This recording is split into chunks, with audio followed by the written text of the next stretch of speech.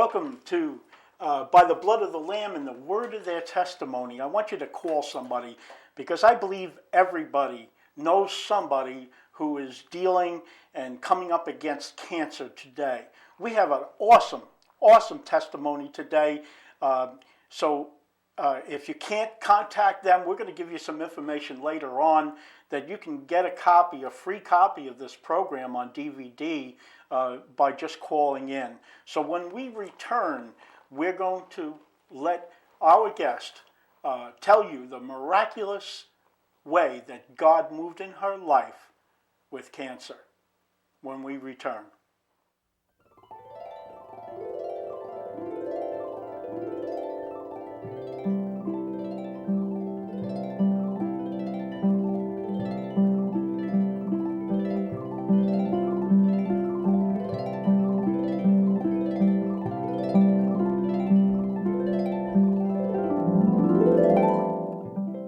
Okay, welcome back to the Blood of the Lamb and by the Word of Their Testimony. Like we said in the beginning of this program, that John the Revelator was brought into heaven and he was shown a multitude of people that made it into heaven in the last days. And the angel said to him, do you want to know how they made it? And of course John wanted to know. So he told them it was by the blood of the Lamb and the word of their testimony. So this program is dedicated to testimonies of all kinds. Testimonies from people who have been healed, like today's guest, and testimonies from people who have been in miraculous situations.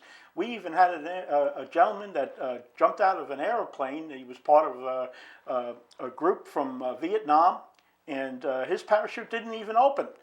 And when he landed on the ground, he didn't even get a scratch or a broken bone or anything. So our God can do anything. And we're just going to introduce now our guest, Mary Ann. God bless you. Thank you. Pronounce your last name? Fincham. Okay, and I wanted to make sure that we got the pronunciation correct. This is really going to be quite an awesome testimony. Let's start with a little of your background. When did you come to a personal relationship with Jesus Christ? Oh, that was back when I was a teenager. Okay. Okay, but as teenagers are, know-it-alls. I was, and very committed to, attempting to guide myself through life. And so, I was a Christian and, was born again, and I loved the Lord. But I was like, you know what, Lord, I can handle this one myself, took care of it, and now I need the Lord. I totally messed it up. And so, when I went back to the Lord, but it took me a lot of years. I have to say, and my background is, I was raised a Christian by my family, and my aunt always told me, you've got to find a church, you've got to get in a church, and get the children in a church. And I was like, yeah, I know, and okay, I love you, bye. And in the background, and what people need to know is that, when the Lord when you think of somebody, that's the Lord letting you know that, that person's touching your heart for a reason. You need to pray for that person.